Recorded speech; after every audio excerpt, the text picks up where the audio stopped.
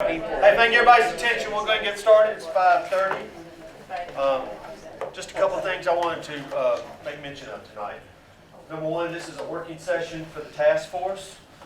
This is a time for us to do work and converse amongst one another. We are proud and glad that all of you are very interested to be here, and we welcome you and hope you're comfortable. There are restrooms right through that door if you need any. But this is not a time for you to comment. But you're certainly here to listen, and certainly after the meeting's over with, any comments that you would like to share with us individually, either tonight or in the future, through whatever means you want to, whether it's phone or email or whatever, don't hesitate to do that. Our goal tonight is to simply take what we have learned through 2 public meetings, through 2 drafts of an ordinance, and try to attempt to give the planning director some information that they can go and start developing an ordinance that they will vote on at the planning level. That's what our charge is tonight, is to do that. The Planning Commission has all the authority and all the liberty to create their own ordinance, but certainly I hope they would respect the fact that we've been listening and we've offered some information to them as a guideline. But once that happens, they will vote on that. You'll be notified when that is. There'll be a public hearing with that. You'll have a chance to weigh in on that at that night of that vote. And whatever happens, it'll come to the city council. And once again, that'll be an legally advertised meeting. There'll be a legally advertised public hearing that you'll have all the chances in the world to speak at that meeting that night about what the merits of what we'll be voting on. Okay? I think it's also important for you guys to know that this has been driven by really me, once I was elected mayor, and this task force. This is not a staff-driven initiative. The staff has simply done what we've asked them to do. And we've asked them to provide us guidance where we've needed guidance. And we've asked the staff to give us some what we call decision points. And that'll be the primary meat of this memorandum that we'll be discussing tonight. They are the planning staff. And so they have a lot more working knowledge of these kind of subject matters than we do as elected officials or appointed officials or good citizens that are helping out. So we have asked them to lead us and to help give us some information to lead a discussion tonight. But they have done exactly what we've asked them to do. We've asked them to create an ordinance that you can opine about, and we've asked them to change that ordinance and give you a chance to opine about it. They've done that, and so we're here to this point tonight. I would say that thinking that we have an opinion on this already and that we already know which direction we're going to go is way out in front of what the reality really is. What Bob and Brett and I are going to do that final night when this is finally voted on, I couldn't even start to tell you what that's going to be. What we have tried to do is take what we told you we'd do in the campaign and be as transparent and communicative as possible. We have offloaded this, I think, in the most public and informative fashion we possibly could to give the public a chance to speak to this. We have created a task force that's made up of elected officials, appointed officials, and citizens to assist in getting us to this point. So we've not been in a big hurry because we've tried to allow you an opportunity to have as much thought and opinion on this as possible. But to say that we already know where we're going or what we're going to do, or it's just simply, we're not there yet, and that's just simply not true. So this is where we are tonight. So we've got this memorandum. We're going to begin discussing it, and then if we can reach some conclusions and some finality, then we won't have another task force meeting. It'll go with Forest and the Planning Commission, and they'll start vetting it and getting ready to work on it at their level. If we feel like we need to come back and we still need some follow-up, then we'll set another meeting and we'll come back and have another work session. All right? It's our goal to try to do the best job we can to give the citizens of Auburn the best policy, the best ordinances possible. I'm not promising you anything that's perfect, but we're going to try to do the best job possible. That's what we're supposed to do as elected officials, so that's what we're here to do. I thought it was important tonight to also have somebody come speak to us who is in the business, and this certainly impacts the world that they operate in, and that's John Wild, who's president of Auburn Light Tourism. So John's going to make a few comments to us tonight, and we'll need to find some information for us. John. Thank you, Mayor, and I appreciate being invited. If you want to fall asleep and learn more about the Tourism Bureau, this is for you tonight. Usually I like to start from scratch and bring everybody up to speed, but I don't want to take that amount of time. There's information on our staff, on our budget, associate, how we were formed, several things. But I just had 4 different points that I wanted to bring up and then entertain any questions that anyone had. Overall, there's 36 different lodging establishments in Auburn and Opelika. That makes up 2,993 guest rooms that generate $167,000 a day in lodging revenues. It's split about evenly between the 2 cities. 88% of the different hotels that we have are franchised, some type of link. Maybe you talked in the past, but a lodgings tax is how we're funded. There's a 13% bed tax or lodgings tax on anyone that stays overnight in Auburn or Opelika. The city receives 6% of that, the state receives 4%, and then the Tourism Bureau receives 3%.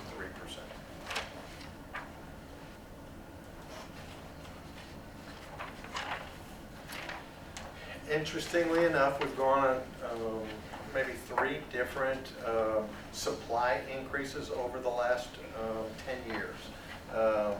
So hotels or companies looking at our area and saying that it's a great place to build in several different segments, whether it's just a corporate business hotel or something just for leisure or extended stay. We've kind of filled in all those different gaps, and you see us almost in the sense that we've got so many different franchises that people that want to build something almost find it hard to find a little niche for themselves.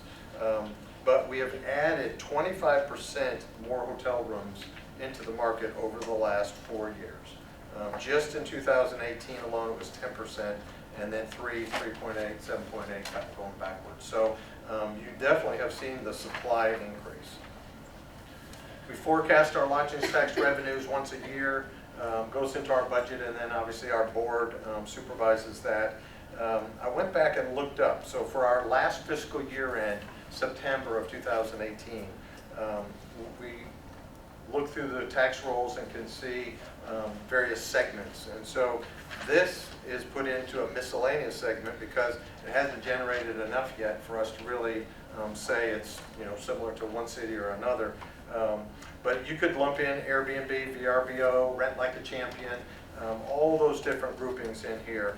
And it only represented 0.7% of our business, or about $6,400 in lodgings tax revenue. So it is a small amount at this point.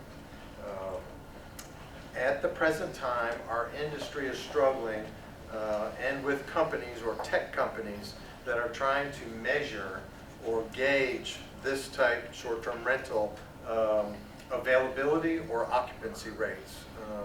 So there's a Nashville-based company that tracks occupancy and average rates. We subscribe to that program, but they don't do this segment. No one has really conquered it yet.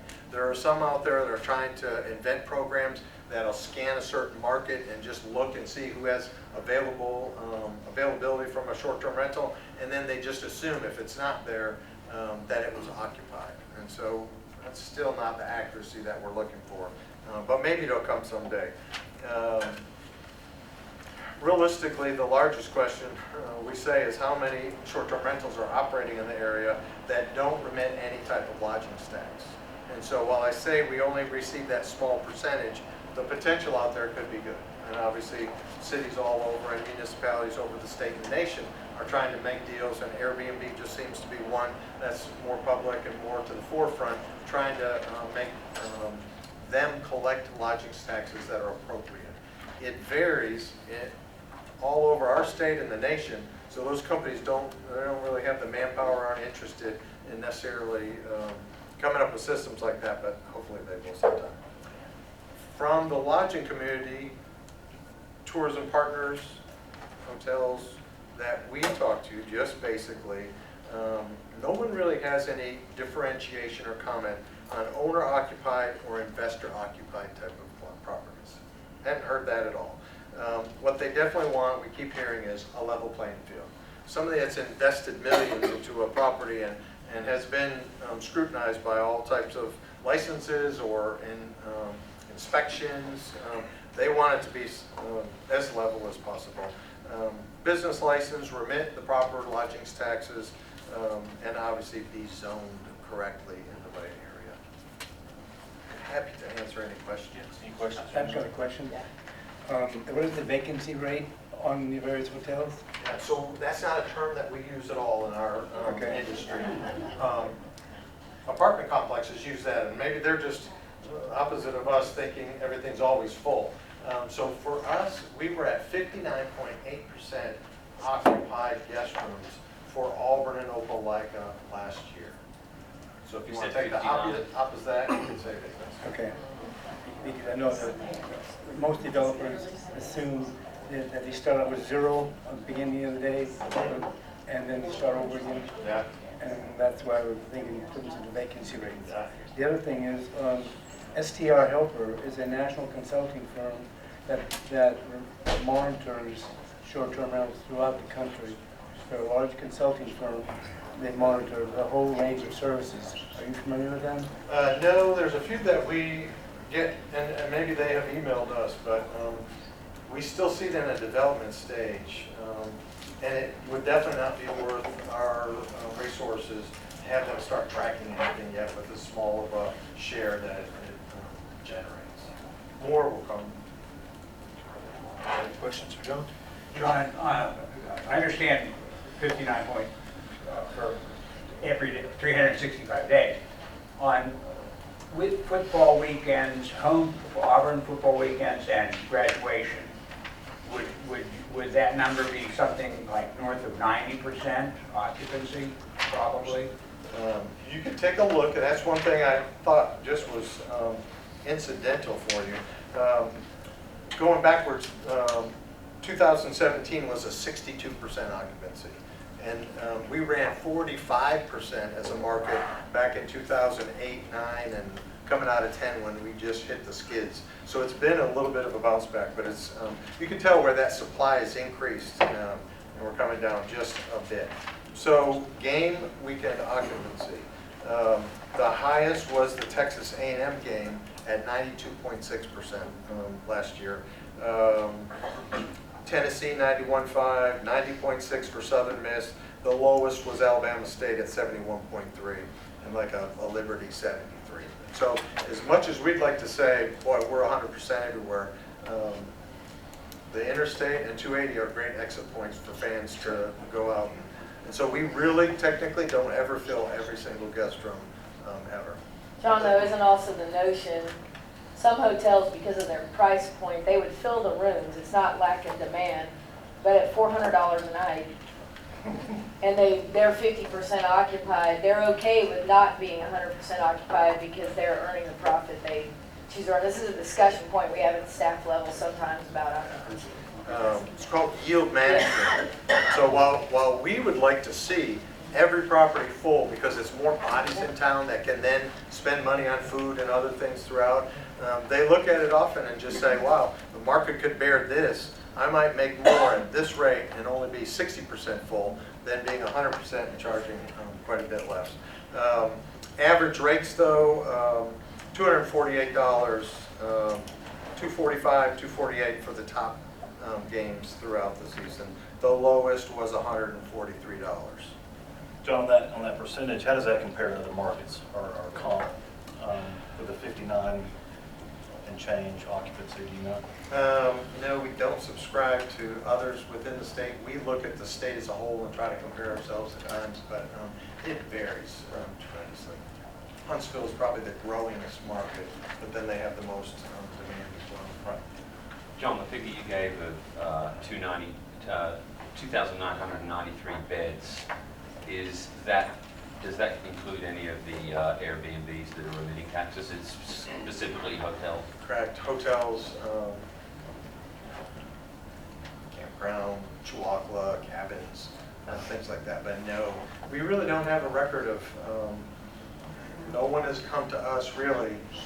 Over the past 10 years, lots of people have come to us, wanted on our website, wanted some kind of a representation.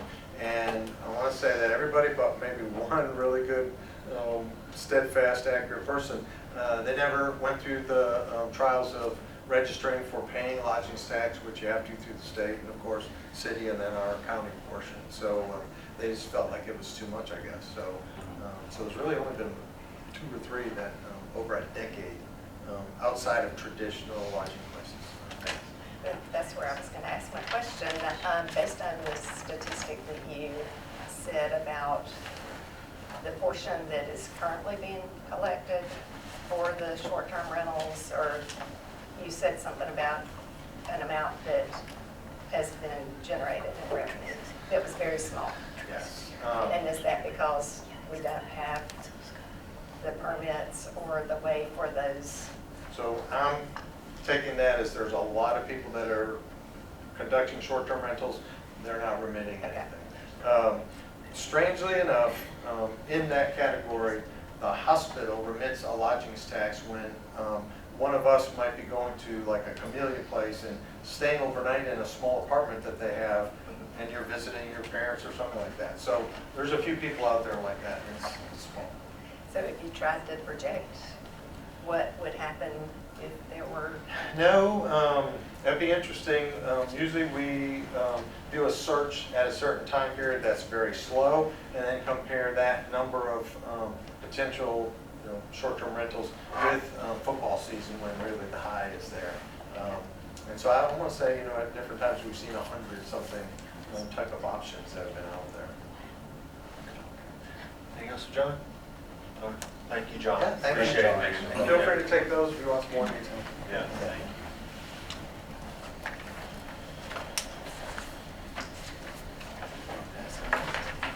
All right, so everybody should have received this memo. Hope you've had a chance to look through it. And Forrest, if you don't mind, at this point in time, I'd just like to turn it over to you and kind of go through some of the.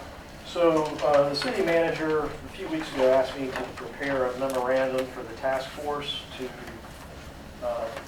the most important part was to, based on my knowledge of the zoning ordinance and the regulations proposed, what did I feel were some pretty critical decision points for you to make to maybe perhaps narrow the focus of this meeting and also provide maybe some more guidance to the planning commission. It's got a pretty heavy historical bent, and that was by design because I didn't want to write the same memo twice. So the planning commission obviously hasn't been exposed, or this is going to get in their lap pretty soon, presumably.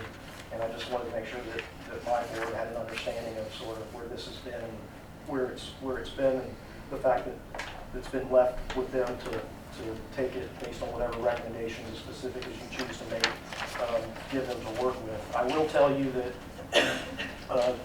the two similar task forces that I've worked with specifically during my tenure here has been the Urban Core Task Force and there was a later sign task force where we were dealing with a lot of citywide signage that was going to be required to be brought into compliance because of some language in the ordinance. And those particular cases, the recommendations were fairly specific as far as how it was left in the lap of the commission. That's not to say that that requires that for this task force. You're certainly welcome to provide as much specific direction as you'd like, or rely more on their knowledge of the zoning ordinance and its application, and perhaps give them some more general direction. But the decision points that I referenced the two public meetings we've had. In short, and not surprisingly, I think everybody would agree with this. We had our first meeting a number of months ago. I think it's safe to say that the majority of the participants at the public meeting were of the pro-rental bit, or basically in an advocacy role for short-term rentals in the city. And the initial draft was prepared by me with no public input. It was based just on planning experience and knowledge of regulations, benchmarking that we had performed. And as I typically am accustomed to do, I usually like to come out of the gate fairly conservative, recognizing that there's implications. This is going to be new to the community, erring on the side of caution, whatever you might want to call it. So the initial draft was fairly restrictive. That didn't sit real well with the public that was at that meeting. And I think the task force certainly heard that in droves. And as a result of that, I was then directed to make it more permissive, which I did, and it is considerably permissive. And I've said on a number of occasions it's more permissive than the vast majority of ordinances I've reviewed that regulate short-term rentals. And not surprisingly, when we had that second public meeting a number of months later, in May, I believe it was, we heard from the folks, a lot of the neighborhood preservation folks that were quite upset about the implications. And so the decision points that you see on page 2, the big issue is, and I draw this from all the comments that were received on the two input opportunities that people had online, is this whole notion of short-term rental activity in our zoning districts that are limited by the family definition for occupancy purposes, with NC really being the most sacred of those districts. We have more districts than just NC, but I think the NC folks were pretty staunchly concerned and opposed to rental, at least those that we've heard from. We have heard from some that would like to be able to rent in NC, and they would like to be, many have received some emails recently where they feel that by having the residence owner occupied at the time of the rental activity would eliminate and mitigate a lot of the impacts that normally people would be fearful of. And they feel like that by doing that, they've got an interest in their own neighborhood, keeping the peace, and therefore having a watchful eye on what goes on and the activity there. So you've gotten a lot of input on it. I do think a good starting point is really talking a little bit about the family definition, the zoning districts, and what kind of direction you would like to provide the Planning Commission in regards to how you would like to see those districts dealt with. And the two versions, as you mentioned, the initial version, the conservative version, didn't contemplate short-term rental in any way, shape, or form, whether it be a homestay by home occupation or by a primary use, which is termed short-term non-primary rental. But as you saw in the second draft, the allowances were opened up considerably. So you've got a lot. The spectrum here is pretty broad in terms of what you want to do, and I think that's why this effort is so difficult. Marshman, you've got a decision to make that's kind of an either or. Do we need to are we trying to give you the either or should that be left up to the Planning Commission to make the determination on the either or, and then obviously the City Council can agree or disagree with that? Right. We've got a number of decisions that seem here to be either or. That's a good point. Regardless of what this task force decides to do, ultimately, this is going to go through a zoning ordinance amendment process. The Planning Commission is in a role of making any recommendation they see fit, regardless of the detail you give them or the lack of detail you choose to give them. And then they're going to ultimately render a recommendation to the City Council. And then the council has full authority to adjust that recommendation and deal with it in any way that they see fit. It is helpful to the Planning Commission, and most task forces in my entire career have provided some form of direction, and there may be some impasse, but this is what we studied, and we think this, but it is helpful to have some form of direction. And I think one of the things that Forrest didn't touch on, and it's your number 4, I think it's important that the boundary that came out of where you could have the short-term non-primary rental was a best guesstimate of staff being asked to come up with a boundary that had, there was some method to it, but the goal all along is that the task force and or Planning Commission, if such a zone ever existed or overlay, would make that determination. We looked at existing things. We do subscribe to STR Helper. We looked at some existing rentals. There's been notions, well, there's a lot of rentals outside of that, but when you overlay all the location points, they are heavily focused the closer we get to campus and downtown, obviously. Staff has no notion that we have to do an overlay whatsoever. We need direction from those involved, and we can come up with regulatory items to address your concerns, whatever they are. We can scrap the whole overlay, we can expand it, we can make it doesn't matter, but I think it's important as you get your head around that. Nobody at the staff level, that was a response to the first public hearing, and trying to also respond to allowing some permissive nature in the NC zones at the request of some people that have been at the meetings or not. And that's why the family definition, to Forrest's point, is kind of first, and that's the other question that's been raised, and you all have heard it, is how do you not allow that for longer term occupancy, but you do allow it for shorter term occupancy? And I know you've heard a lot about that, and that's why some discussion of you and us getting a sense of things is helpful when this goes to Planning Commission. Then you've got 2 commissioners to project that to them. let me, I think the first thing that we need to do is to give a consensus as to the respondents at that first meeting, where it was decided to have a more permissive ordinance. I was in attendance at the meeting. I transcribed the meeting. I went over the meeting, and that wasn't the representation was quite biased towards the development community, of which I was a part of for a long time.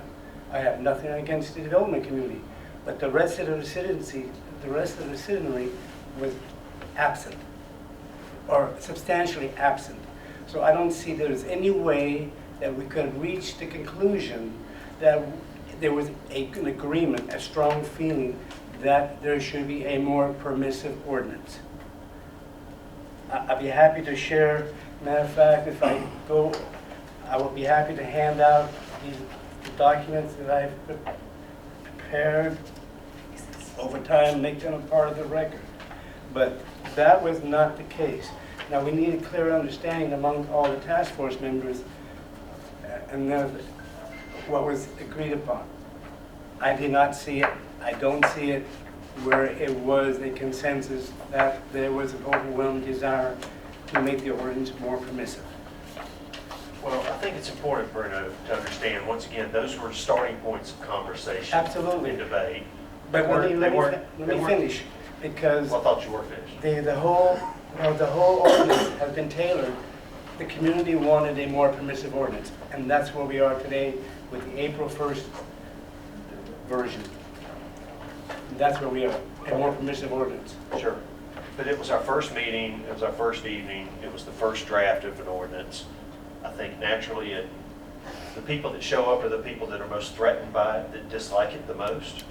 And that's what we heard that night. I don't think anybody formed an opinion that this is anything other than, okay, so we kind of heard that side, so let's draft another ordinance that would reflect another point of view. And so in May, when we had the meeting that it was over at the Harris Center, we heard from people that didn't like that ordinance. They're the primary ones that showed up and came that night. And so to me, we've heard thoroughly from two different points of view. Yes. And But we haven't drafted another version of that ordinance. I know that, From that hearing. but that's, to me, I think that's where we are now, is the time is to get on with it. Good. I believe that the citizens of this town want a law, they want an ordinance. Yes. They don't want indecision anymore, and so we got to get the show on the road. Right. And so we're here tonight to do the best we can to offer advice and direction to the Planning Commission so they can begin the ball rolling. And this thing takes time. We have legal requirements to announce these things in the public hearings. This does not happen very fast. So, that's where I believe. If anybody would like to speak to that, I just want to make sure that's where I understand that we are. To support that, the Planning Commission, Marcus and I and our 7 colleagues, can't work from a blank piece of paper. We don't have the skills for that. Good. So we need a document that we can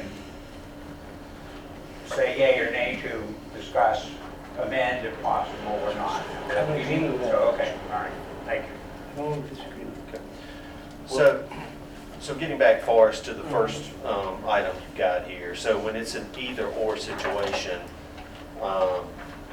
if the task force feels strongly one way or another, then certainly we can offer that to you, but the Planning Commission ultimately will make that determination themselves. So one of the things we really need to decide is this the right question we need to be asking, correct? Is that correct? Sure. Yep. Yeah, like I said, these are real, in reviewing my notes from the 2 public meetings, all the input that was submitted online, these to me are the big ones. These are the biggies. Okay. So I think if you in some way, shape, or form can kind of take a look at these and formulate an opinion that you would like to have conveyed to the Planning Commission, that would be helpful to them. Okay. I mean, the good news is the issues are fairly straightforward. You know, there are some fundamental themes here. You know, the issue that Megan raised about the overlay, that's important. That has a lot of implications. And again, there was no magic that was simply staff's knowledge or understanding of neighborhoods and location, desirability for folks to rent, likely in as close proximity to campus as possible. And it doesn't, that overlay, the current overlay does include some NC zoned areas. That's a very important consideration to make. And it does lay over multiple zoning districts. So, yeah, I think this was the best I could do to really try to And I narrow appreciate your the effort. task force's focus. Can we get this added so the public can consume this as well? Is that okay? The memo, so they can look. Absolutely, sure. Forrest, should we consider the homestay decision separate from the short-term non-primary rental decision? Yes. I mean, if you'll notice, the first version of the ordinance was much more straightforward because obviously it was more restrictive. But I did think at the most basic level, I think if you do this, fundamentally, it's not a one size fits all. It's not just coming up with one regulation that applies. I mean, I think it needs to be a multi-tiered approach, and that there are different options and different allowances by the different districts that we have. So should we, does that make sense to everybody here to take, I asked Forrest, but any of y'all can answer, should we take the homestay thought, opportunity, debate, and make it separate from the short-term non-primary rental debate? If you don't mind me I'm just stepping throwing back. ideas out there, sure. Stepping back one step back from the homestay versus the short-term non-primary, I think that is very confusing, having two different choices. And in my mind, it just seems like it would be simpler if we had one category, that's short-term rentals. And I say that for several different reasons, but I can see the difference between a homestay that's somebody is there in the home versus they leave for the weekend or the week, and so are they really at home? To me, that's just too confusing to have two different terms. Well, I'll say, I think the difference is when you're talking about a homestay, it kind of mitigates some of the social ills that people talk about with the short-term rentals, because if you're, a homestay property, so even if this is your primary home, even if you leave and let someone stay there for a little while and come back, you still have to come back to your neighbors. So if something happened, at least this is your house, whether or not, if it's just a property you own and people can stay there, that's a different thing. You might not even live in that neighborhood. But if it's under the homestay version, I do think it's quite different than, so to me, it seems like they should be separate. If I may respond to that. Sure. I think there's three things that are confusing. One, and I've heard a lot of people talk about that, I've had phone calls on the subjects, home, business, occupation versus homestay versus non-primary rentals. So let me focus on for the moment on the home business occupation. I've had a number of people call me and said, why are you messing with my provisions in the ordinance? I understood everything that was going on. Now you've interjected a whole other party, homestays, into my ordinance. They call my ordinance. So we keep talking about having a clear distinction, leaving home business occupation section alone, formulating the homestay as a separate entity, and then the non-primary or investor-owned, having three separate distinct categories. It would eliminate a great deal of confusion in the public. There's generally been a feeling from my understanding from citizen input that is right, that to just call it a short-term rental is glossing over the nuances of short-term rentals. So whereas somebody in the neighborhood conservation zone may not particularly like it if their neighbor's renting out their home, but they sure as heck do not like the idea of investment properties that remain empty through the week and are only populated by people across the weekend. So to just, my problem with just calling it short-term rental is it's not quite that. There is a there is a more like a hobbyist, and then there's a profession. And the short-term rental non-primary is a business. And how you can reconcile that with the ordinance of neighborhood conservation is, to me, very problematic. Forrest, can you speak to the home business part of the homestay that Bruno was referring to, home business? We talked about that a little bit at the meeting that we had. Yeah. Some of the folks who are operating businesses within their home are concerned. Well, I don't know where else you put it. If it's a homestay and it's going on in a home, it's a home business, it's a home occupation. It's a business license issue also. So, But we're not trying to reauthorize people that might be a photographer and work out of their home, or they might have some kind of other little small. no, there was one issue brought up where there was a recommended change as a result of this ordinance that would affect other types of home occupations, and I acknowledge that can be eliminated. This is specifically intended to be caveated, and I believe it's fairly clear, with the exception of that one issue that was raised at one of our meetings we had. Sure. That the homestay regulations are housed within the home occupation regulations because it's designed to be a home occupation. It's not a what we call a principal or primary use if it's a homestay.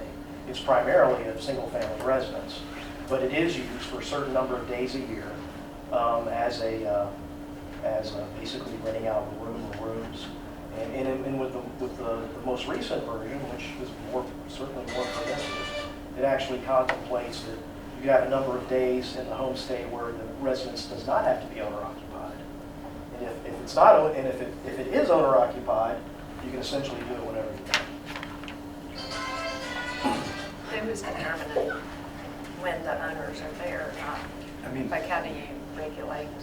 You're right back to one of the core issues. It's enforcement. Yes. It's no. This is good in the situation where you've got these houses being rented. It's no different than enforcing our unrelated occupancy regulations. The violation is occurring inside the confines of a dwelling.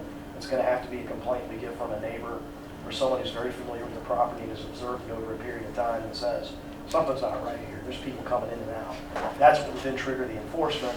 And we know enforcement's an issue. We know this is a very enormous task to monitor this, and that's why the short-term rental helper was mentioned, and that's why the city's entirely acknowledging that we can't do this effectively without assistance from the outside. It's just not feasible from a human resource standpoint. but having written a number of ordinances throughout my career, you can easily call one section home business occupation, have another section called homestays, home occupation. Very simple, direct, clean. And you don't involve the people who have and want to continue running the business out of their home. I'm telling you, it's created, I've had a lot of people ask me about that, this is why. And even in the public comment sections that were in January and in May, you'll find comments throughout there that people are concerned with the differentiation or lack thereof. As far as you said that, I just respectfully am not getting that. Okay. I think the goal is noted yeah. and can be discussed further with Planning Commission. If that is kind of where you are as a consensus, is we'll take a harder look at it. Part of the explanation is challenging. When you look at this in space, it's taking multiple sections out of the zoning ordinance and combining it into one document. And you're not seeing the full section of any one section, and that is challenging also, but that's the way that we do this in short format. Well, and So noted what the concern is, and Yeah. I think we can address that as we formulate the final ordinance. Is this ordinance going to have an impact on our sublet community? I know that there's a substantial amount of rental properties, folks that have long-term rentals that are over 180 days, that may sublet during the summer. Is that going to make those illegal? Or based on zone, I mean, could that have an impact on those? Where would you, give me an example Yeah, of that. that's a good I'm saying like a example. summer, if you've got, like, if there's a month left in the lease and the tenant, there's a master lease and then they sublet that for that 1 month, that Which happens in student housing a lot. a lot, yeah. And our student housing, I don't think it's common to one area. I think it's throughout the city. It could be an NC zone, it could be, I mean, I don't think, we don't have any regulation or limitation on where you can rent property, long-term, correct? Not that I'm aware of. You can rent No, anywhere. no, that's right. And so I was wondering if, I'm thinking of the unintended consequences, and I want to be able to present that to planning too, is this going to cut into a short-term, summertime sublet? Or is there a difference between? I mean, as a practical matter, I would not expect we would get a complaint in a situation like that where you're basically subbing one out for another. And, the manifestation of short-term rental activity, we actually have had a couple of cases. We had one that we actually were able to successfully prevail in court using our unrelated occupancy enforcement regulations, just because the activity at this particular address was so prolific. We were able to observe it and have evidence to show cause. But no, I do not envision that being an issue. As far as, I mean, you've got one student leaving, somebody's coming in for a couple of months. To me, that's not gonna, the outside observations of that type of activity is not comparable to what I think you would see with short-term rental. You know, theoretically, you got multiple people coming in and out on a regular basis, and the numbers of people are going to be higher. So I don't see that as really being an impediment or an issue as far as distinguishing that type of activity from what this is all about. But will it outlaw?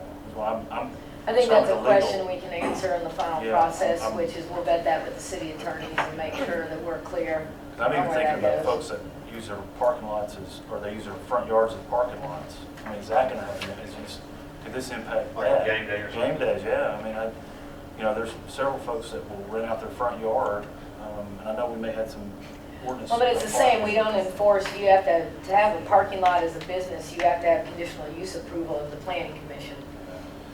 But on game day weekends, other than our business license enforcement folks that are doing other aspects of it, just like everybody, it may not be fair, most people in this room may be in violation if their family isn't staying with them on game day weekends, they're violating unrelated occupancy rules if they live in a zone that has that. So that becomes that notion of is this going on as a business, or do you have friends staying with you for the weekend? So Kind of thing, and that's the challenge. to that, I guess the question I know some people asked was if you're, is it based on what you're marketing? Are you marketing it, or let's just say you just happen to have every weekend numerous people that came and stayed with you and gave you compensation, and you weren't necessarily marketing the property? Is it based on marketing, or is it based on occupancy?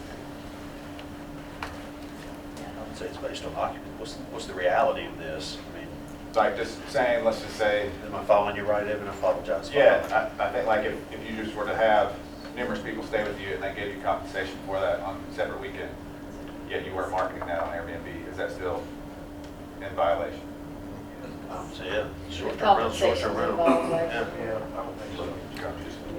Well, even to the enforceability issue of if you came over for Thanksgiving and your family stayed and they gave you $10 for the electric bill, then, I mean. Yeah, just down to, that was some of the Yeah. questions we had that we saw from the public, Good questions. This is good feedback as final formulation happens. Sure, absolutely. I wonder what people's feelings are with this whole idea of moving forward as we talk about short-term rentals, that we separate them out and we talk about homestays exclusively until we've resolved what are the problems that we see with homestays, and after we're satisfied with that, move on to non-primaries and treat it as a subject matter that we stay faithfully to until we kind of come to the end of. I'd like to get a sense from you all if that is a useful direction to take, because there's a lot of ideas getting kicked around that are not grounded in either short-term rental non-primary or homestays. And they're all valuable, but to get substance, to get meat on these bones, maybe we should just, I would like to gauge your feeling about whether we could stick to homestay or non-primary. I think separating would certainly be helpful. You agree? You agree? I think we need to separate them, keep them separated. I personally think that's the right thing to do. That way we can better answer some of your questions that you've posed to us on the homestay. We apply those questions to homestay and we apply them to the non-primary. I'm going to stay with that. I would rather have one term that is all-encompassing because I think trying to simplify anything from an ordinance standpoint would be easier with one term.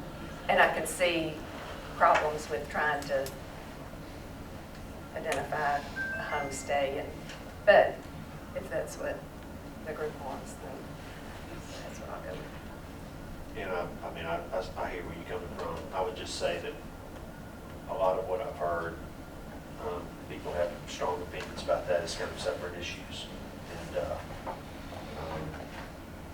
And I think they're different enough that it's worth thinking about considering them separately. But that's just me. And Bob, Marcus, and Bob agree with that. Brett, how do you feel about that? I'm up to discuss it. Evan, you got an opinion on that? Yeah, discuss, yeah. Okay. So why don't we take these 4 questions as Forrest has posed, and Forrest, what do you think? Look at it as questions first, to make sure we're comfortable with these are the right questions to ask. Before we get into that, can I ask you a procedure question? Absolutely. So, and this is just my experience with the planning commission, will they be able to have a packet of the record with these memos and our comment? I'm just making sure that, I'm trying to make sure we fact found as much as we need. What we would do, and in this case it would probably be more than one, is we would have scheduled work sessions with the planning commission. And all of the materials that we've been doing have emanated from my office, so we've got them all, and we would just walk them through all this material. I started the memo, we'd explain the process, the comments. I've got all the comments that came through online. They would have all that information. In this case, I'm probably the little binders for them. So they've got the full gamut of what has been done to date, the foundation, so they have the ability to review everything that you've seen, and certainly everything that I've seen in the status. Thank you. And then, we have probably multiple work sessions. They'll get comfortable with whatever it is whatever it is going to be advertised for them. And then again, they'll have a scheduled advertised public hearing, as will ultimately the council. I just say that because I know that whatever we do here today may get thrown to the wind from planning, and then could be thrown back to the wind with the city council. So I just want to make sure we've got, no matter what happens, we've got a good record. So that Sure. We'll make sure that happens. Sure. Okay, so let's, everybody got the second page, look at question 1 here. There's actually a couple of questions in number 1. So first of all, from the task force, do you feel good that this is the right question to be asked?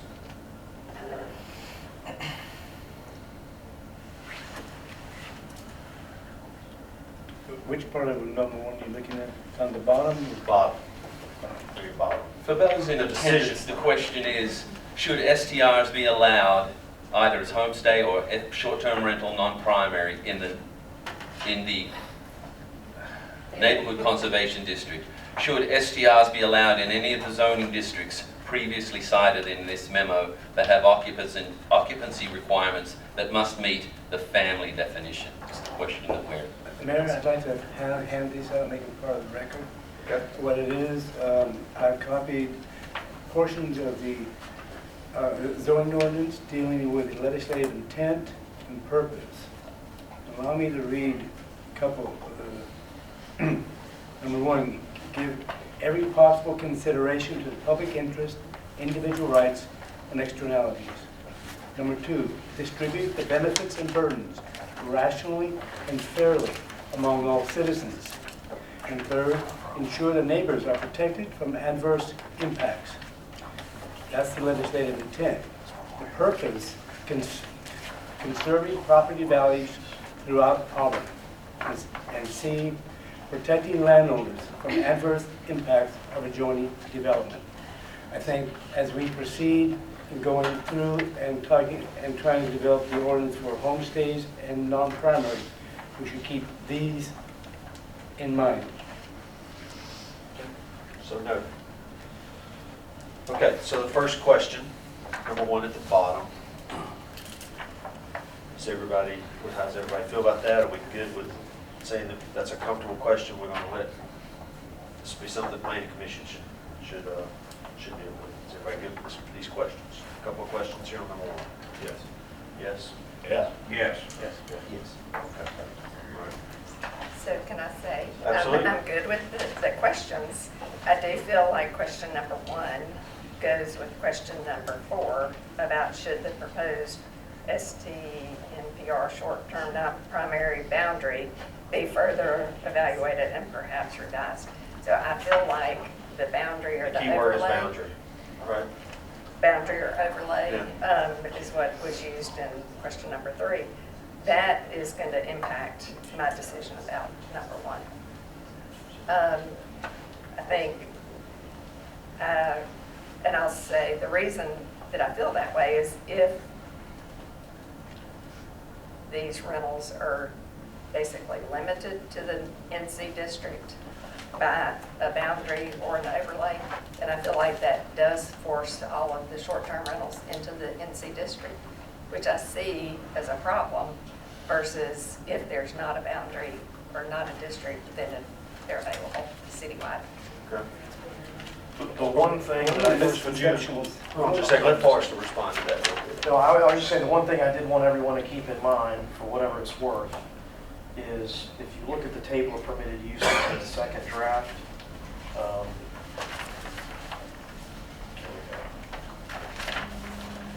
you know, bear in mind that in the case of the NC district, for those parcels that are zoned NC that are currently proposed to be in the overlay, conditional use is required. So they would have to go through a conditional use approval process, which deals with issues such as compatibility and what have you. And there's also a number of requirements that they must meet, one of which is essentially consent from adjoining property owners, or a percentage of adjoining property owners. So I didn't want anyone in this room to leave with the impression this evening that if it's NC property in the short-term non-primary rental, it's absolutely allowed to happen. It may or may not be allowed to happen depending on the property's location and what's around it, and essentially neighbor consent. Okay, we're gonna say something. And you're talking about the overlay area only, right? The non-primary, Yes, the sir. overlay area only. And- Yes, sir. That's conditional use. And I think that Yes, sir. people that I've talked with do not want non-primaries in the NC zone. Understood. That was understood when this was drafted, but going back, this was drafted asking specifically to address those areas closest to campus with the NC zone. And again, to be clear, this is no ordinance under consideration by anyone and never has been. It's just something for discussion points only. Well, given that, I think, Yeah. given the task that you were given to be permissive and arbitrarily create a overlay that encompasses a lot of NC, I would propose that if we are trying to return to a more restrictive or a more reasonable middle ground, that the entire overlay be disbanded. I think the green by right is very sufficient for the central location for non-primaries, but the overlay is very hard to justify. Its purpose is easily seen as just being a backdoor into circumventing the occupancy allowances of NC. So my proposal going forward in trying to find the sweet spot in this is to remove the overlay altogether. I Except- think that's where I, Are you talking about omitting, deleting the overlay altogether, or just the yellow area?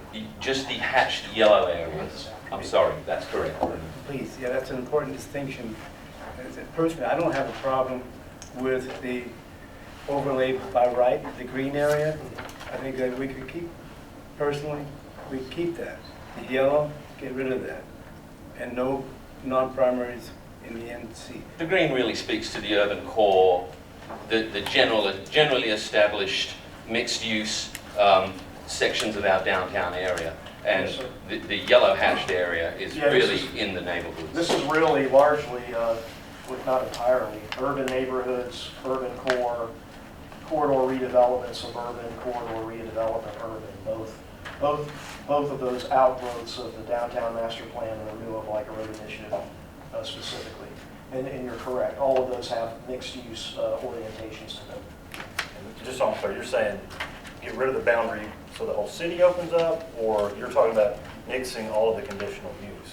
I would speak to the bigger picture moving forward, but initially remove the overlay as a starting point. Yeah, and yes, the city would open up and we talk about zone-specific areas for example, if we are talking about non-primary now, we talk about the zoning appropriate for non-primary. Right. But as it stands now, we're still touching a number of topics. But to address your question, if the task force agrees that it wishes to eliminate all of the yellow hashed areas entirely, that also removes the conditional use altogether. There's 2 points there.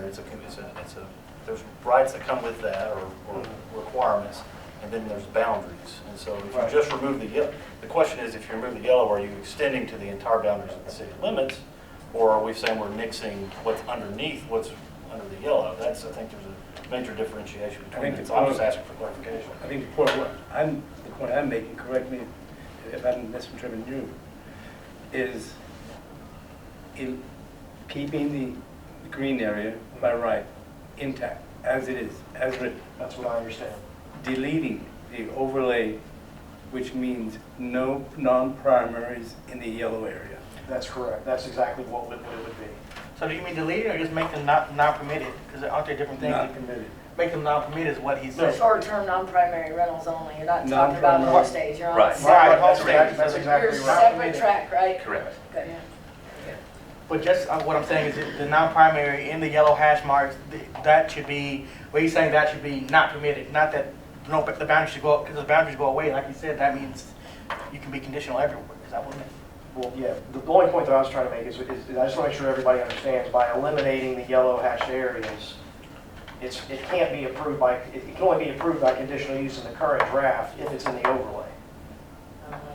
And are we talking about Meaning, homestays? based on what you're recommending, it goes away. It goes away. There would be no opportunity for any type of short-term non-primary rental by right or by conditional use approval, based on what I'm hearing from Mr. Ulrich. But it would be allowed by right in the green. That's also what I'm hearing, is that you would like that to remain permitted by right in the green areas. Correct, that's the way I feel. And I think that's what I'm hearing from you say as well. And I think that's the perfect kind of feedback we need to provide to the commission. I think you've just confused me. Oh. So I think I need a recap on Let that, me show you. but just one recap. Forrest, it's fair to say I'm fine that with the the green. yellow, Uh-huh. I'm sorry. Yep. I'm fine, I understand the green. I think I'm confused about removing the boundary, and I guess my concern about either the boundary or the overlay is that it seems like it was arbitrarily yellow hatch marks put to have conditional use. Where I do. Based on where the activity was, is that kind of what Right. led y'all to do this? Yeah, we looked at, and you're right, it absolutely, I would never, there was no science to this whatsoever. It was really looking at neighborhoods. It was also looking at lists where these activities are currently occurring and trying to draw some of what we thought was a reasonable boundary to suggest. And And I guess- again, bear in mind that the initial draft contemplated no overlay. Right. That was an added feature of the second draft. So I guess maybe to summarize what I'm thinking is I don't see the need for having the yellow hatch marks. I think that it should be conditional use throughout the city, which I think is different than what you have just said. Yes. You're talking about non-primary rental conditional use throughout the city. In essence, it's a business. Because that's the only conditional aspect. And I'm not saying this selfishly, the planning director, I would not recommend that. I mean, that would be an unwieldy system of application activity. Oh my gosh. And almost to the point of being entirely insurmountable. And I'm not exaggerating. I really do feel, I do feel strongly about that. But, and I think that's certainly a recommendation that if you want forward is, by eliminating the yellow hatched areas, then obviously in those areas, there could be no short-term primary rental overlay. I know we're going to get to homestays, but they would just have whatever opportunities they have as far as homestays go in the current draft. And I think that's a very reasonable recommendation. And I think it's very easily understandable and easily conveyed to the planning commission. So if I'm understanding you correctly, Forrest, you're essentially saying non-primary are prohibited in NC areas, and homestays would be either conditional or by right in NC. No. That would be more than 2 years, right? No. Just what would happen if we do what's being suggested is to make it short. Essentially, you wouldn't have the short-term non-primary rental area. That use, the short-term non-primary rental use, would be permitted by right in the districts we talked about before, the CRDs and the UN and the UC. That's it. There is nothing else to it. In the green area zone. That's exactly right. And that's it for short-term non-primary rentals, period. If you're in one of those 4 zones, you can establish that use by right, and that Business is, license, not off you go. and that is very, very clear and straightforward. So, I was going to say, legal-wise, it's going to be uniformity throughout the zoning period. It wouldn't be, if that were to be the case, it's not other areas of town that would not be allowed, but it's the same zoning. I'm just concerned with the legal implications. I'm concerned also about one neighborhood having the opportunity to not. Well, that's the beauty of that particular boundary, is that includes, those 4 districts are included in their entirety. Okay. That's how that boundary was drawn specifically. That green boundary covers the western side of Payne Street, correct? Well, it covers the parcels that back up. It doesn't cover the west side of the houses on Payne Street. It includes the parcels that are on Armstrong that back up to the houses that are on Hampton Street. And that is a pure zoning district line that exists today. Yeah, this was drawn. Yeah, that's, This was explicitly drawn by zoning. yeah, the ordinance. green is purely those zoning districts that Forrest mentioned, no overlays, no Which makes other it- boundaries, just The zoning beauty is boundaries. it makes it very easily understandable and it's easy to administer. So I'm going to raise one question, just a clarification. For those non-primary investor-owned units that are throughout other areas of town currently, they're going to have to be phased out. So that we have to give a very reasonable period for phasing those out. Not 6 months, not a year, I don't know, That's a- reasonable period That's a of very, time. that's a very keen observation. So we have to be very careful how we phase those out, because they have to get the opportunity to sell them and recoup their. Well, I know initially we talked about, and I don't know if it was with this group or who it was with, but there was always some notion that it would make some sense for this ordinance to be effective within a certain period after it's actually acted on. So that there's enough PR that it's able to get out in media and social media so that everyone has an opportunity, a reasonable opportunity to understand the new regulations and not be impacted, negatively in the interim, whatever that interim period would be. I think maybe that's where the development community can provide the best input into what a reasonable phase-out period is. That's fair. so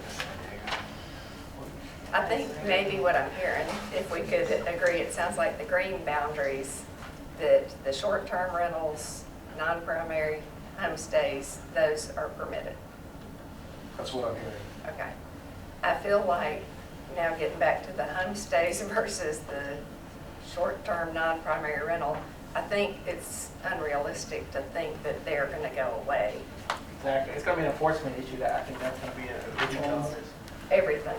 And that's why I guess I would rather see like one term, but we can't just say that short-term rentals are banned everywhere outside of this green district. That's where you haven't made the homestay decision yet, Right. as a group. And if the investment property is one piece, and we're not gonna discuss whether what people are doing is lawful right now. Right. Without a business license, lodging tax, and those things, that's philosophical, and we're not going there, but we're in the boat now with this going on. So then, could we say, if we get back to homestays, We're gonna keep it homestays are going to be allowed in the city, is what I would say. Is that a question or is That was a statement. that was a statement? I think Homestays are allowed in the city. A decision we'll make, yeah. Now, that conditionally limited in the areas, also limited by the bedroom. I think there's lots of bullet points that go underneath that. So I think there need to be some boundaries, but that's my general feeling.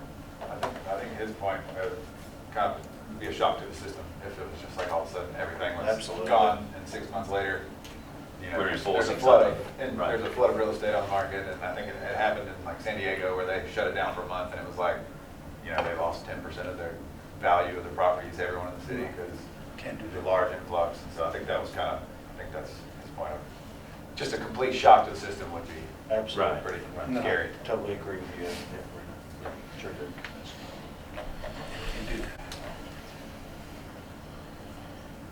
We kind of talked about Forest. I mean, we kind of worked through 2, 3, and 4. I mean, without, I would say remember in Forest Lane some more, there's a lot of nuances with homestays, and that the ordinance is currently drafted, even for homestay people across, everybody was allowed to do it for, is it 60 days a year, Forest, and be not owner occupied, and the more, more permissive draft. So when you say homestays, you have ways to go on that, right, if you're gonna make any recommendations. yeah. I think. Are we done with non-primaries? I was just gonna say that, I think you've dispensed with the, all right, well, let's I go think back to I think I know what your recommendation is, I got you. definition of short-term non-primary. Okay, so let's go, Megan. Would you mind summarizing what you've Yeah. taken away from that? Well, probably the easiest way to state is how you can have a short-term non-primary rental. You can establish that use, which is a primary use by right in the urban core, the urban neighborhoods, west, east, and south, corridor redevelopment urban, and corridor redevelopment suburban. Which is shown on this map, green, Yes, sir. for all intents and purposes. Yes, sir.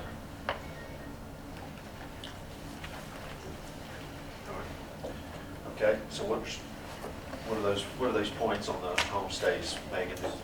I'll let Forrest say it. It's Sure. not meant to get on the weeds on homestays, No. but why we didn't put that as a question out here, it's important to note that homestay in the more permissive draft was extremely permissive to saying 60 days a year, Forrest.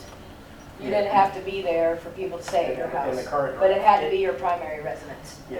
So- So days, In the districts that have the family definition applied to them, there's a more generous allowance for those districts that are not obligated to follow the family definition for occupancy purposes. And you may not And have that's to, 120, Yeah. just for purposes of this draft. you may not have to give exact day recommendations, but directionally that helps, because the initial draft was much lower. It was basically football weekends plus some graduation, so I can't remember. And that was in the, Yeah. that was in the zoning districts where you can have up to 5 unrelated.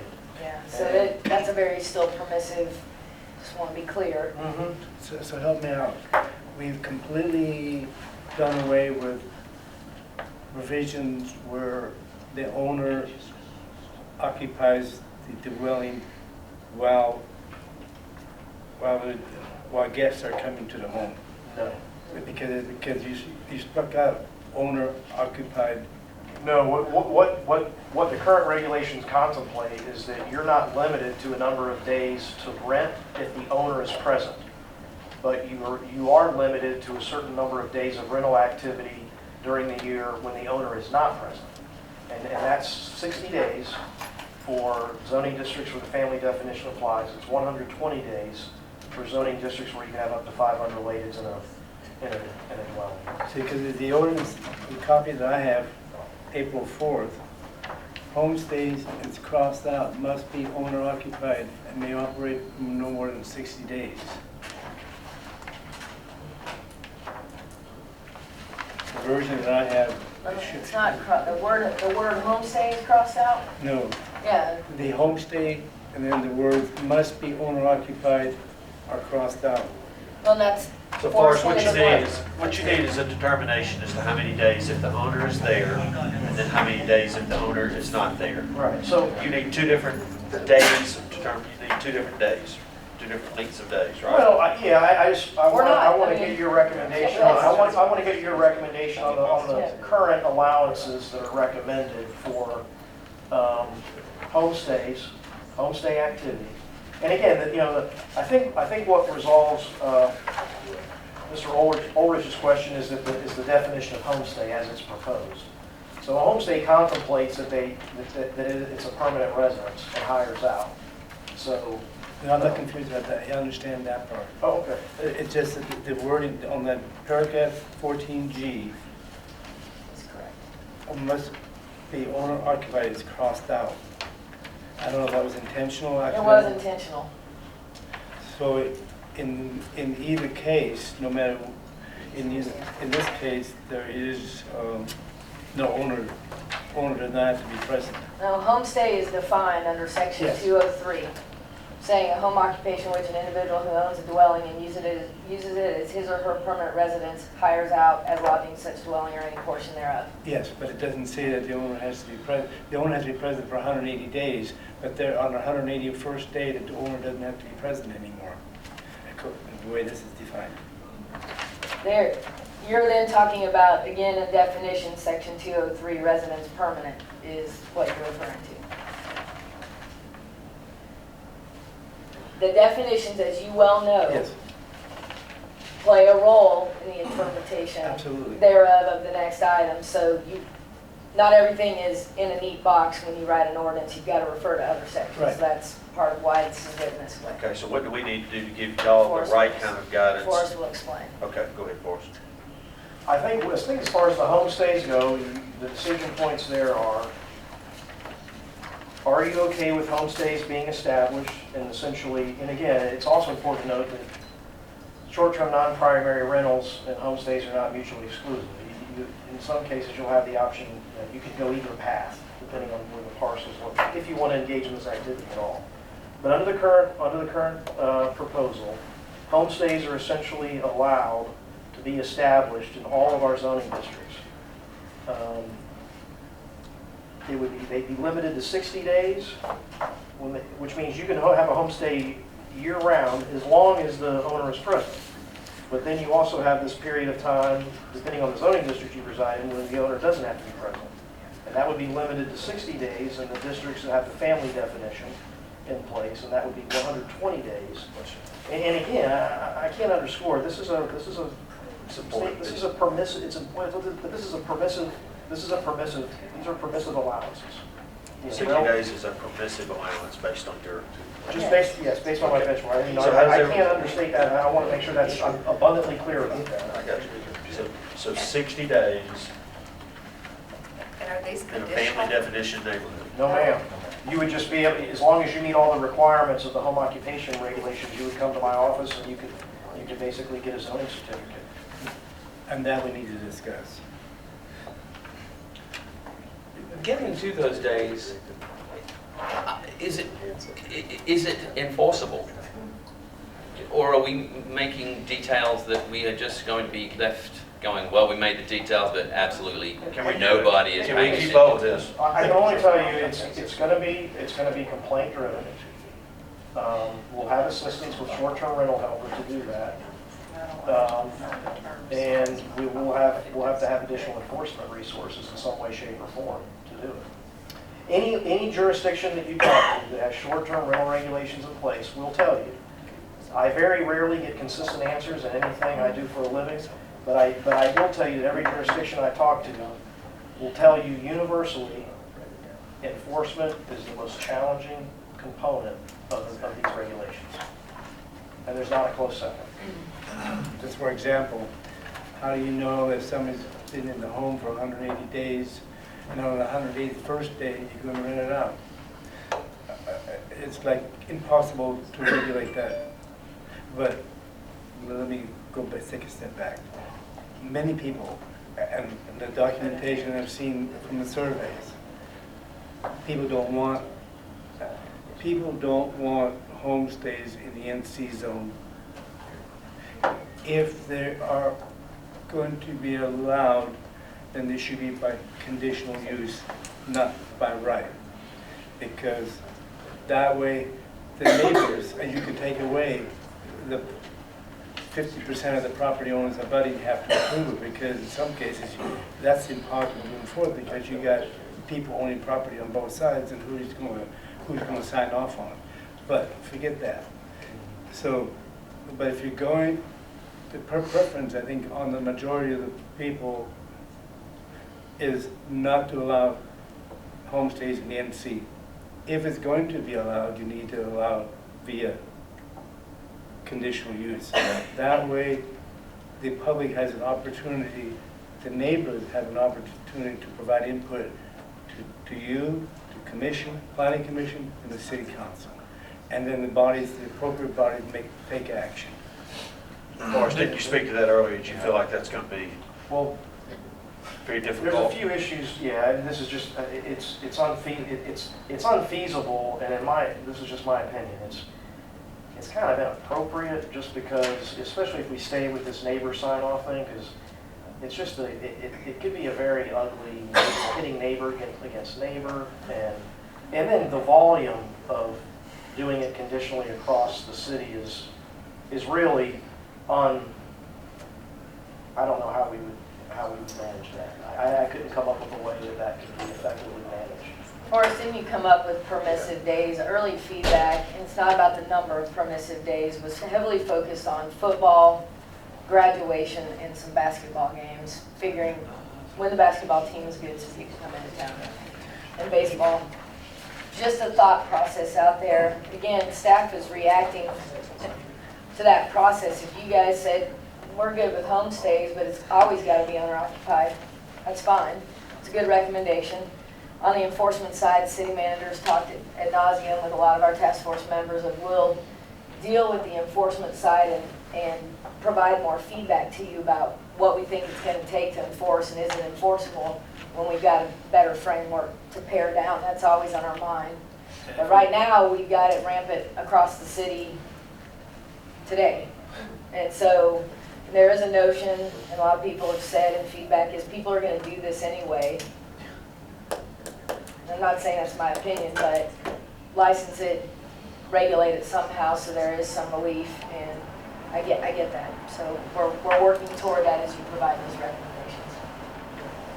Oh, I was going to say, if we pick 55, 60, 300 today, it can be changed by planning. I mean, that's so, Right. yeah. So then, yeah, What we haven't talked about, and this speaks to the NC issue, is I also have difficulty reconciling from a zoning perspective. And I know that, neighborhood conservation, it is the most restrictive district we have, but if, let's just say if the decision's made to allow them in some way, shape, or form, or if the decision's made to prohibit them, it's my opinion that from just a logic, rationale, and defensibility standpoint, that all the zoning districts that require the family definition, those all be treated the same way. Because I think the expectation of everybody that lives in those districts and knows what the occupancy regulations are, I think the expectations are the same. I don't think you single out NC and prohibit them, but then allow them in some way, shape, or form in DDH or LDD. That's my opinion. Did you planners, guys on the planning commission agree with that? Yeah, Okay. I think we do. So would you say that one more time? I was just saying just rationalizing in my head, if we decide, or what task force decides to recommend to the planning commission that homestays not be allowed in NC, period, then I think they should not be allowed in DDH and LDD either. because the occupancy requirements, the family definition, a lot of people that are savvy, a lot of people don't, and a lot of people do, they check these things out when they move into a neighborhood, and they expect that it's going to be generally a family environment in where they live. And so I think the LDD folks and DDH folks have the same expectations that a NC zone property does. I'm just saying that they should be treated uniformly one way or the other, however you decide to go in those districts. And I guess I would agree, because I've done a survey of the neighborhoods that are NC in town and DDH, and they're all good neighborhoods. You go to Ashton Park, has both NC and DDH. And you go out to East Lake, you go out to Lake Shore, Grove Hill, and all those other places. They're DDH. So there's a lot of, and I would tend to agree, but I would tend to agree. Don't HOAs supersede anything we put into place? I mean, if there's an HOA that doesn't allow this. Yes. But it's also up to the HOA to enforce it as well. It's a private enforcement. But there are a lot of neighborhoods that are older who don't have an HOA. No question. Is that Absolutely. correct? So I live in one. What would be the, I know some people would ask me, what would be like the property rights issues with some of the, because I know there's, you've got your private property, your public property, your HOA, your condo, your strata, you've got different types of properties. So like, as far as having neighbors, budding neighbors or whatever, what's the property rights issue with public property on that? Like, depending on zoning. Does that make sense? No, I don't understand. Like if it's your property, your private property, like what's your property right, I guess? It just legality speaking, just to stay out of trouble for that region. So if the city passes an ordinance Right. that says that the zoning governs your property to do this, what is your property right? I mean, the city's. Yeah, I mean, it's, That's the basis for zoning. yeah, there's a legal basis for zoning, so that's what we rely on, police power and what have you. So this would be no different than any time we rezone a property that changes the developability or rights to that property in some way, shape, or form. This would be no different. I think if you look at that handout that I distributed, Yeah. where it lays out the philosophy, the legislative intent, purpose of the zoning ordinance, that's all been proven over decades in court, all the way to Supreme Court. Okay, And so. all it does is ask you, you have property rights, I have property rights. And we come to a balance. Right. So I guess fundamentally, the first question the planning would deal with is homestays in NC. And should they say that homestays should be allowed in NC, then the days, the time is the next question, correct? Yeah, It's I think owner-occupied, that's a it's not decision point, owner-occupied. certainly, is what would you Okay. recommend? How So- would you recommend that homestays be allowed? If you recommend they be allowed, what would be the So if they were to be intensity of allowed, that? the planning would recommend they be allowed, what kind of date? Does anybody have any strong opinions about this? Or just Owner- a general direction. Just meaning- general direction. Does Be anybody have- allowed as what? By right or by as a home, under the home occupation or as a conditional use? That's for this body to recommend. I think that many people I've talked with don't want it at all, but if you're going to go that route, I think you should have it. People I've talked with, it would be conditional use, so that You way mean they have. conditional use in the family zones, or are you talking about not permitted in family, but conditional use everywhere else? What do you mean? As a conditional use, as opposed to by right, simply making an application as it is currently stated in the And like ordinance. NC, so like saying Or NC, condition. in NC, would you say homestay should be conditional, homestay should be not allowed? Preferably not allowed, but I understand, I know where you're coming from on the DDH and some of the other zones. But if you're going to allow then allow them under a conditional use permit, as opposed to the home occupation permit. Okay, does that have any impact about the days? No. Okay, No. so what kind of days are we comfortable with here, guys? Would like to recommend to the planning? You can, I think, They you don't even have to recommended say 60. number of days, you just may want to say, we want you to look at, Okay. is it reasonable to deal with game weekends and some other time? I mean, Okay, give a general force of direction. We're not expecting you to tell us 45 days. what I continue to hear Yeah. though is when people maybe come to a game and use these these facilities, that it's not just a Friday, Saturday for a home football weekend, it might be a Thursday, Friday, Saturday, so I think that should be considered when y'all start counting days. Forrest, in your experience of analyzing other ordinances on this particular matter, what are you coming across in terms of days allowances? You know, like I said, the easy way to answer that question is the first version of the ordinance is kind of the innocent version. It's unbiased. It's basically just, it doesn't have any public input component to it or opinion. It was really just based on my experience and professional background in developing an ordinance that I thought would work for Auburn, and it was based on the research that was performed. And as you saw, the initial draft was quite limited. And that's what I think that may warrant some consideration, and I feel fairly strongly about this, so I'll share this, is anytime you undertake a monumental initiative like this, I always recommend treading very carefully and see how it works.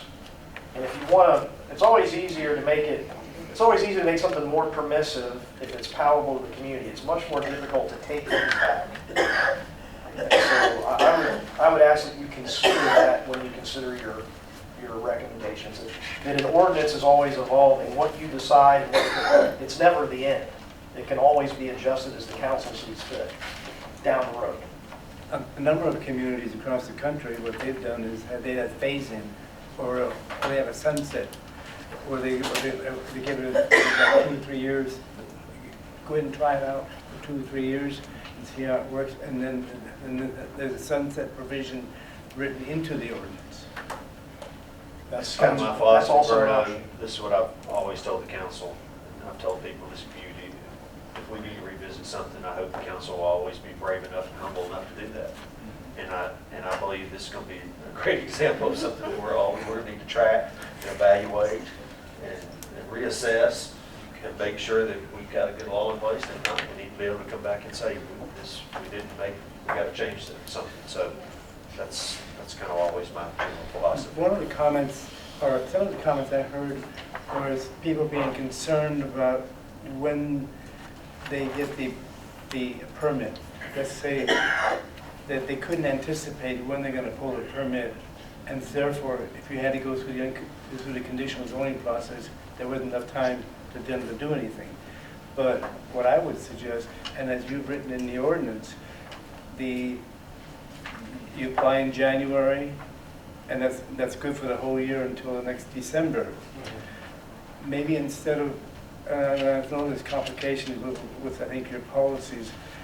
I always prefer to put consecutive calendar days into the provisions as opposed to a calendar year, because then you got 365 days no matter when you apply the permit. But I know if I'm understanding, all your permits go January to December. We purposely did that to link with the business license issuance. So let's say you want to start up your homestay in September. When you get that permit, it's going to be good till the end of it that year. So you're not going to get a full year the first time out unless you get your permit on January 1st, and then you're running a full year cycle. But that's going to be just much more administratively pleasant and feasible to have those linked, because you're going to have to do basically that way. You basically get both at the same time. They're concurrent with one another, and it makes it clean. That's why it was done. The conditional use runs independent of that, though, correct? Yes, yes. That happens once, and unless you lose your use approval, that's it. It's a license renewal tracking with remittance of taxes and those things on an annual basis. All right, what would be some other decision points on the homestay? Well, again, Got days. Is Is there anything else you need guidance from us on for y'all to begin? do we have the days? Have we established the days? No, we've not established anything concrete. Uh, I think that'll have to be addressed on down the line and noted, is it enforceable? So I guess what I need to come away with is... You've got 60 and 120 here. I mean, to me, that's a little high, but And that I may, don't know.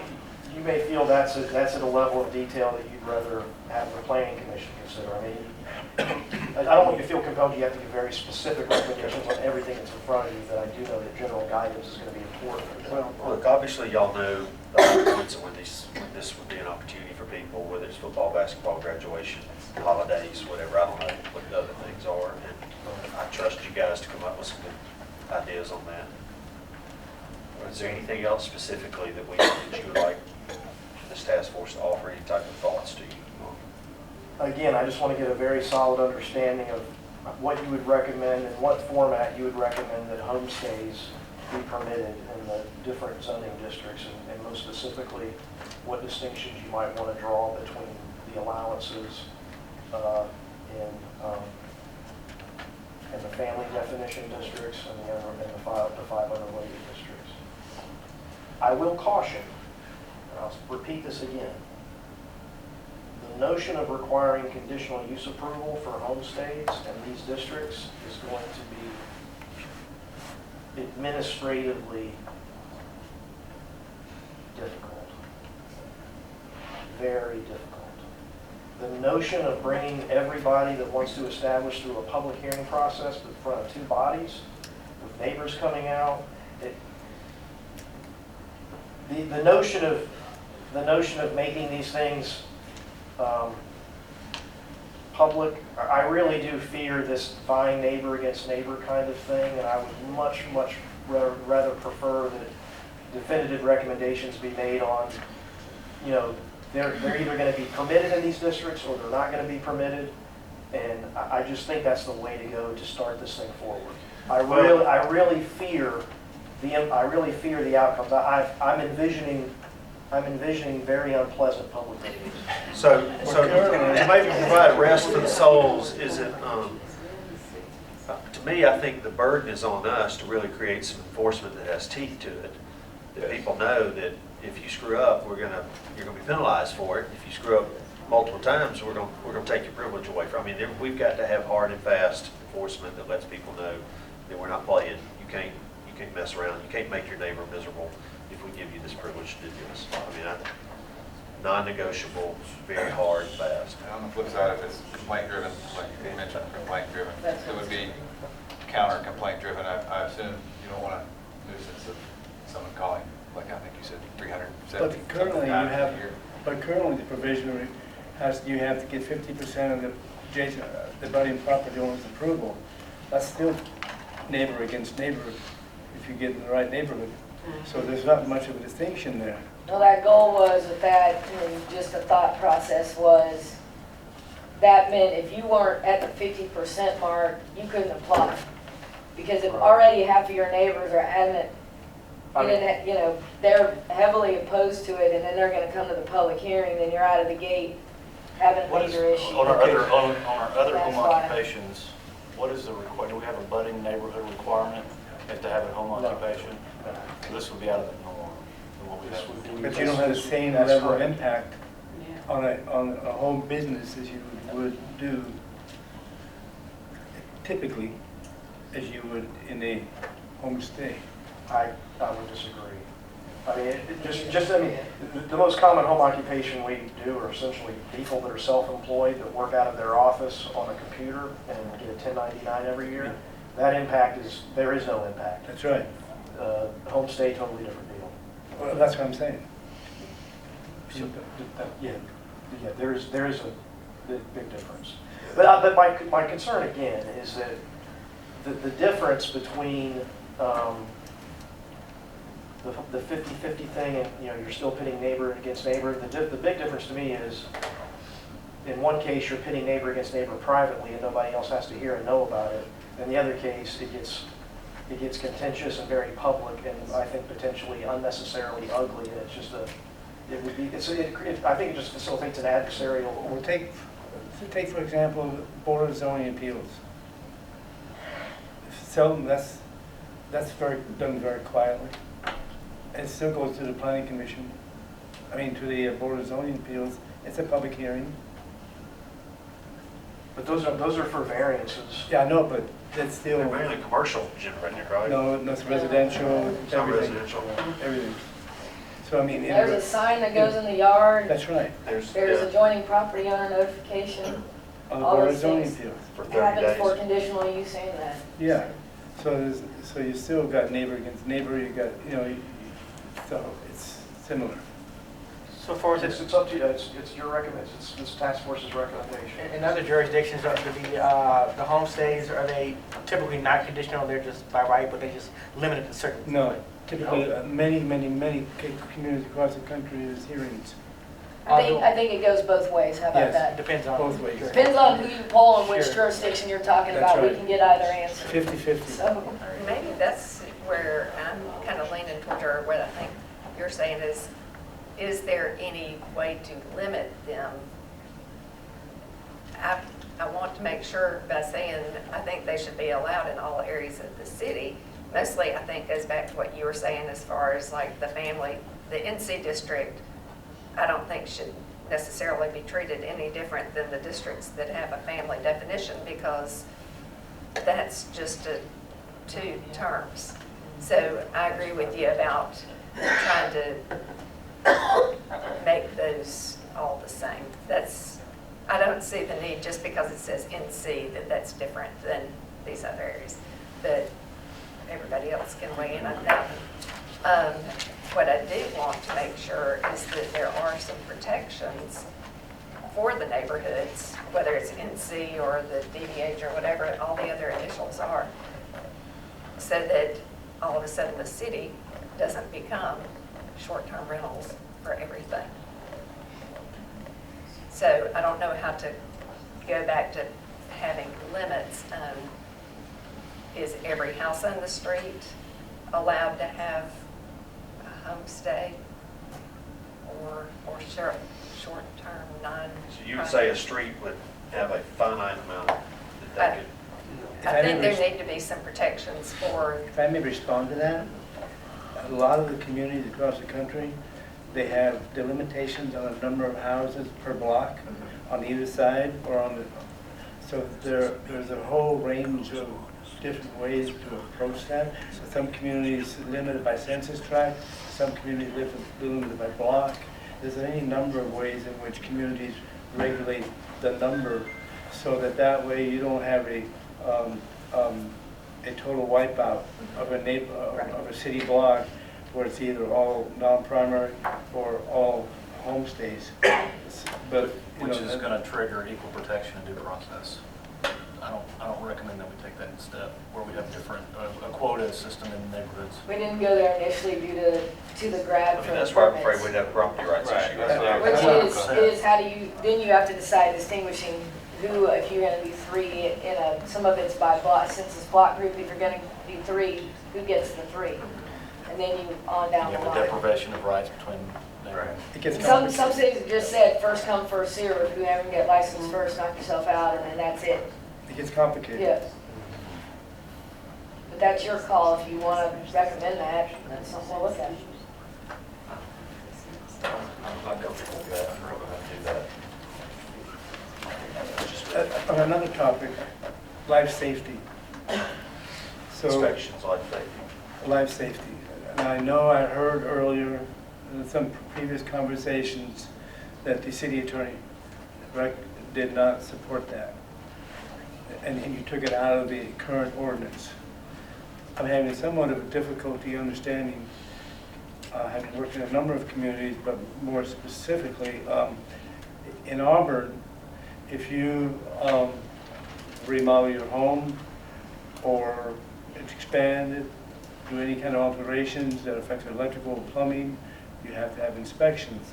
Also, the city of Auburn provides free of charge fire safety inspections by a fire inspector, free of charge. I can call, any one of us can call a fire inspector and ask for a home inspection, make sure all of the alarms are where they're supposed to be and operational, fire extinguishers, etc. Also, in the bed and breakfast, the bed and breakfast has a full ordinance requirements dealing with life safety. They have to comply. I don't see a difference between bed and breakfast, and homestays. Do we do the same level The for only all our difference long-term between, rentals? the only difference. No. Do we do walkthroughs for our long-term rentals in City Hall? There are periodic inspections, long-term, if they have a fire alarm system, which some older complexes don't, some newer ones do, and they do. The fire department or division goes around and does those, but fraternity houses fall under different regulatory items. Look for your standard, whether it's an apartment or not necessarily an apartment, but a single. On an family. annual basis, is every apartment unit in Auburn inspected every year? The answer is no. What about our homes? No. No, but they do offer free service for home inspection. So are we liable if we give somebody a business permit to do something that they don't have, like their life safety working or whatever, the batteries run out? I mean, if they don't have a system, is there any liability on us for that? My understanding of the city attorney's position was that he didn't want to put the city in the position of assuming unnecessary liability. That, I mean, he So The was, city manager's got some. So you have to. Sure, okay. Yes, we would have to assume that liability, and we would not want to assume that liability. No, but the difference between bed and breakfast, the only difference between a bed and breakfast and a homestay is that bed and breakfast, you're required to serve breakfast. And in a homestay, no breakfast. And so conceptually, are you saying that you're saying that we have inspection requirements for bed and breakfast that are different? the initial, the final inspection before you can actually operate.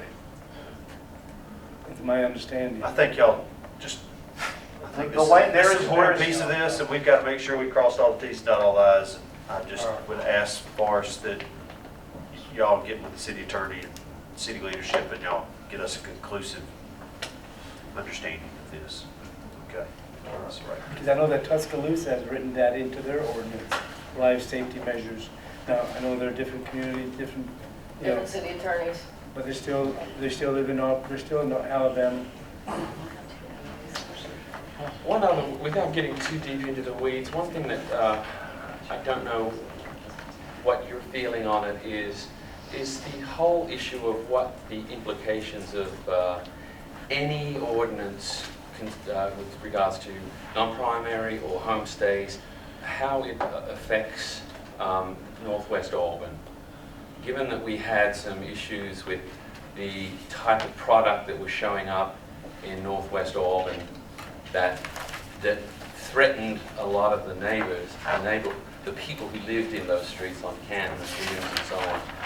Is there an implication of being able to use a short-term rental type business model to further take away from that part of our city?